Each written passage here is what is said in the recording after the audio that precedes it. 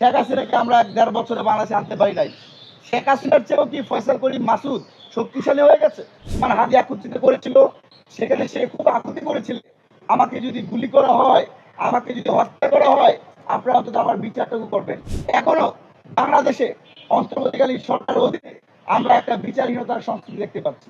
আমাদের জুলাই আন্দোলনের অন্যতম মহানায়ক, বাংলাদেশের স্বাধীনতার সার্বভৌমত্বের প্রতীক, তিনি ভারতীয় আগ্রাসন এবং আধিপত্যবাদ বিরোধী লড়াই করতে গিয়ে গত 12ই ডিসেম্বর প্রকাশ্যে দিবালোকে রাজধানীর বিজয়গড়ের সন্ত্রাসীদের দ্বারা গুলির শিকার হয়ে পরবর্তীতে শহীদ হয়েছেন শহীদ ওসমান হাদি হত্যাকারীদেরকে আমরা গত 1 মাসের মধ্যে তাদেরকে বিচারে সম্মুখীন করতে পারি নাই। আমরা শেখ হাসিনার সময় গুম খুন ক্রসফায়ার বিচারবহির্ভূত হত্যা দেখতে পেয়েছি।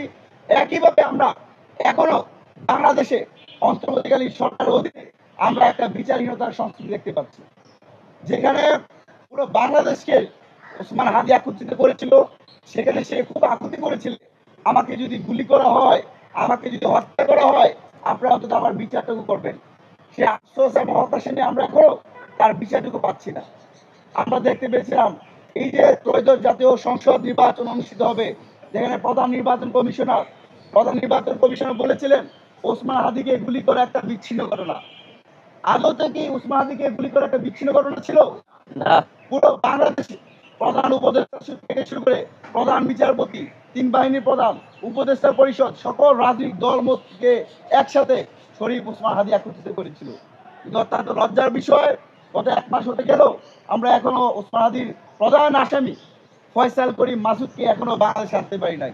এই যে আইন শৃঙ্খলার চরম অবনতি, বাংলাদেশ সরকারের নতজানু পররাষ্ট্রনীতি, আমরা শেখ হাসিনাকে অনেক গালমন্দ করেছি, শেখ হাসিনার পররাষ্ট্রনীতিকে আমরা অনেক বেশি প্রশ্নবিদ্ধ করেছি।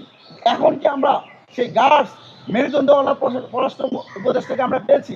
শেখ হাসিনাকে আমরা 1.৫ বছরে বাংলাদেশে আনতে পারি নাই। শেখ হাসিনার চেয়েও কি ফয়সাল করিম মাসুদ শক্তিশালী হয়ে গেছে? বাংলাদেশের সাথে কি ভারতের সম্পর্ক নাই? বাংলাদেশের সাথে তো ভারতের কূটনৈতিক সম্পর্ক আছে।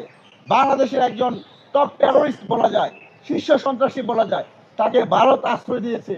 কিন্তু বাংলাদেশের মেরুদণ্ডহীন প্রশাসন, প্রধান উপদেষ্টা থেকে শুরু করে পররাষ্ট্র উপদেষ্টা কেউ কথা বলছে না। এর চেয়ে লজ্জার আর উদ্বেগের কিছু হতে পারে না।